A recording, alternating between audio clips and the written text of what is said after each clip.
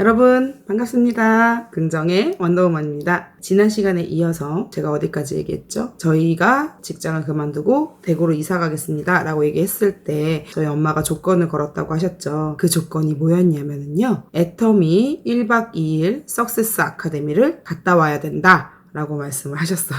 저희 신랑은 너무너무 사표를 쓰고 싶은 마음에 오케이 하고 속리산에서 하는 석세스 아카데미에 참석을 했습니다. 그래서 세미나에 갔다 왔는데 그때 저희 신랑이 크라운 마스터 승급식을 본 거예요. 그 당시 첫 번째 크라운 마스터님이셨던 박정수 크라운 마스터님의 승급식을 본 건데, 저희는 크라운 마스터 승급식 때 3억을 여행용 가방에 넣어서 줘요. 그걸 본 거예요. 한 7, 8천 명 정도 온 것 같대요. 조그만 뉴스타운에. 눈도 엄청 많이 내려서 추웠고 앉을 자리도 없었대요. 그런데 할머니들이 걸음마 보조기까지 끌고 오면서 세미나를 보는 걸 보면서 우리 신랑이 이상했대요. 본인이 자리가 없어서 세미나를 잘 못 들었대요. 그런데 생각나는 건 3억 승급식, 할머니들이 걸음마 보조기 끌고 세미나장에 온 거, 그 두 가지가 충격이었대요. 그래서 세미나를 갔다 오더니 이렇게 얘기하더라고요. 세미나를 안 들어서 무슨 말인지 모르겠는데 알아는 봐야 될 것 같아. 거기에 온 사람이 이상한 건지 내가 이상한 건지 모르겠어. 이렇게 얘기를 하더라고요. 그래서 저도 잠깐 아이를 맡기고 원데이 세미나에 참석하게 됩니다. 그리고 저는 그때 충격에 빠졌죠. 왜냐면 저는 이 위기 속에서 뭔가 기회가 없을까 무진장 찾고 있었는데 세미나를 들으니까 바로 애터미가 제가 찾던 일이더라고요. 그때 당시 계셨던 이성현 박사님께서는 경제학 책에 네트워크 마케팅이 나와 있다 하면서 네트워크 마케팅에 대해서 소개해 주셨는데, 사실 애터미 세미나잖아요. 그래서 저는 안 믿었어요. 애터미 하는 사람들이 애터미 좋다고 하겠지 라는 생각에 집에 오면서 네트워크 마케팅을 하지 않는 경제학 박사님들이 쓴 책 2권을 사서 집에서 읽어봅니다. 근데 그 책을 쭉 읽어보니까 네트워크 마케팅의 장단점에 대해 나와 있더라고요. 일단 장점은 사업 자금이 필요하지 않다, 점포 없이 진행할 수 있다, 그리고 학벌, 경력 등 아무 조건 없이 누구나 시작할 수 있다, 현재 하고 있는 일과 병행할 수 있다. 저는 그때 당시 육아를 하고 있었잖아요. 제가 제일 마음에 들었던 건 자녀에게 상속해줄 수 있다, 그리고 물통 사업이 아닌 파이프라인 사업이다. 이게 무슨 소리냐면요, 여기 호수가 있어요. 내가 마을에서